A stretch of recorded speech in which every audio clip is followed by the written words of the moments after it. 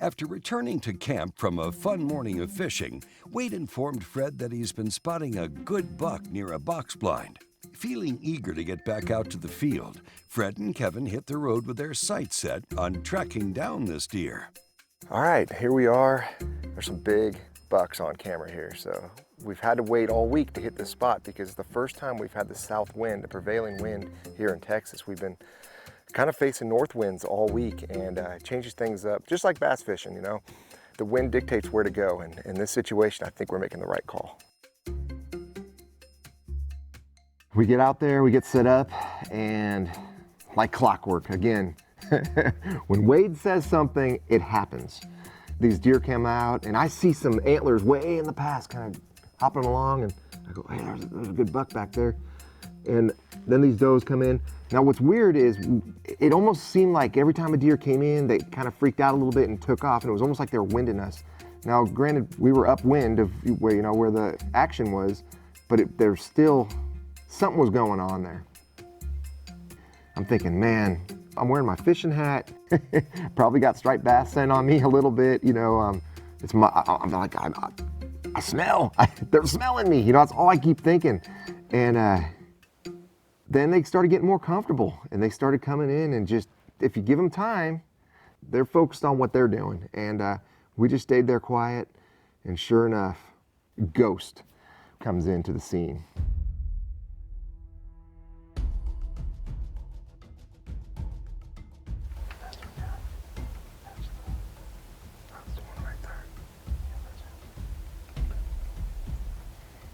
It's got these antlers that literally cross over right at the tips. I mean, it's a massive deer. It dwarfed everything we saw all week. My heart starts racing. I mean, you know, that adrenaline's going. You're just like, oh. And it's kind of facing us for a long time, but it's not turning broadside. And I'm thinking, gosh, how much longer is this deer gonna possibly be here before it takes off? And then it turns broadside on me.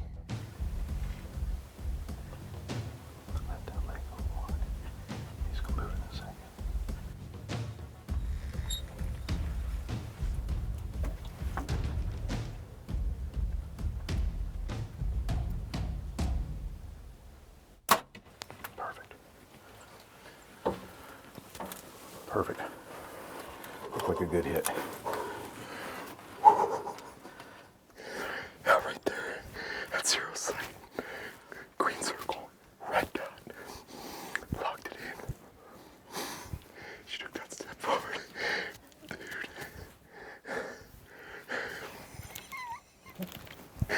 We worked so hard this week. What do you think? My biggest buck. That's my biggest buck. I trusted fishing. I trusted hunting. Garmin. Oh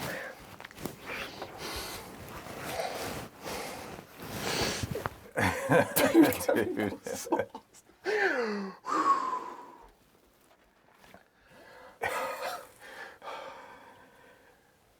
It looked like a good hit. It looked like perfect. I mean, from my point of view, it looked right where I aimed.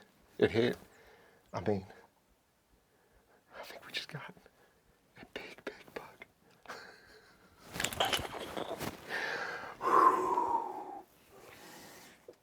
Oh my goodness.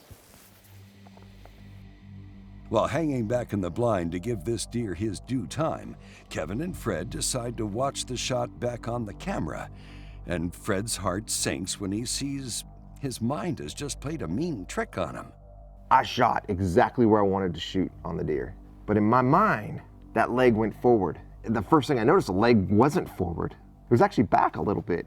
I don't know how my mind played that trick on me, but it did. And we grabbed Wade, and we're gonna go out there and we're gonna look for the blood. With Wade by his side, Fred began the grueling task of searching for any small traces of a blood trail to locate this deer.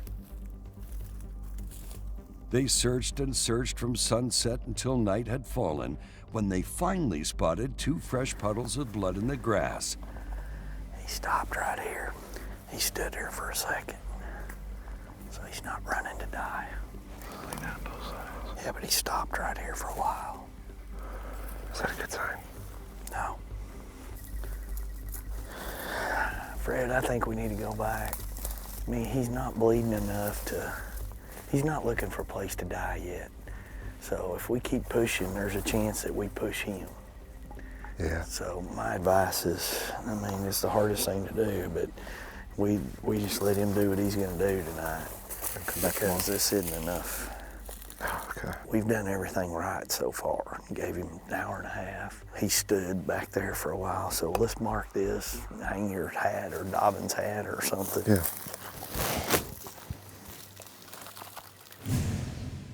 We get up in the morning, and Wade goes, hey, you know, I kind of looked around. We got some opportunities of maybe getting a dog. What do you think about a dog? I'm like, well, yeah, that sounds cool. I've never seen a dog in action. I've heard about it, you know, the one that can track the blood, and hey, we'll find this deer quickly.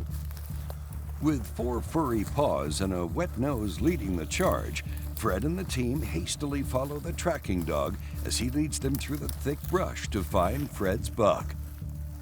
Yeah, there's the last blood right there, see? Get my hat back. That's the last blood we found right there. The dog runs around and it's tracking the blood, and it finds it and it runs up, and it took us to the last spot of blood that we could possibly find, and then kind of lost it. And they said, well, you know, this dog's young, maybe we'll go back and get our beagle. And I'm like, okay, you know, sweet. Let's I mean, I thought it did a pretty good job. They come back with the beagle, and it gets on that blood trail and does the same thing, gets excited, and it gets to the last drop of blood, and it's fatigued, it's tired, I mean, you know, it's starting to get hot now, and this isn't gonna happen right now. So, I mean, the one thing about me personally is I may not be the best fisherman in the world, I may not be the best hunter in the world, but the one thing I can tell you is I don't quit. I don't quit for nothing. And there was another opportunity with another dog, and I'm like, let's do it. Let's hire another dog. You know, every dog's got their strengths, you know. Let's see how this other dog handles the situation. After coming so close to finding Ghost with the first 2 dogs and coming up short, Fred is hoping this next dog will make the old adage of 3's a charm ring true. She guides them deep into the woods, and they anxiously follow her all the way up a new path to a creek crossing. We're following the dogs and went across this creek, and I'm gonna have to jump across. I think it's our only bet, so wish me luck on this.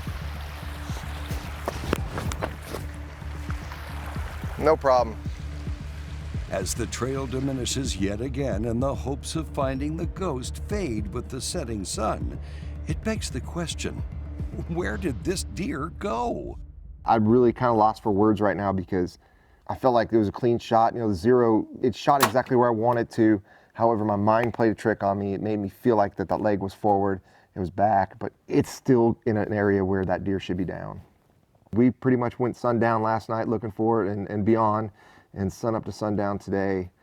And, you know, 3 dogs, I don't really know what else I could say. I mean, I've done everything I possibly can do. I'm not quitting. And that's one thing I can tell you right now. I'm not quitting. I'm gonna get me a big deer pretty soon. It was just a great experience this week. Got to use the Xero firsthand. And I can tell you guys that is absolutely an amazing piece of electronics that I think all bow hunters should have. Everything that I love to do seems to have Garmin fit right in, and it's helped me enjoy my outdoors so much more. Fred, you showed us what it means to be a dedicated outdoorsman and pulled out all the stops to find this deer. Unfortunately, as we've seen in the past, sometimes in hunting we can do everything right, use all the best equipment, and still, there's nothing that can tell us where the deer went. Is it still alive? Did coyotes get him? Or did we just not find where he died despite all these efforts? Well, thanks for hanging out with us and taking us on such a thrilling adventure. And we can't wait to have you back in camp again.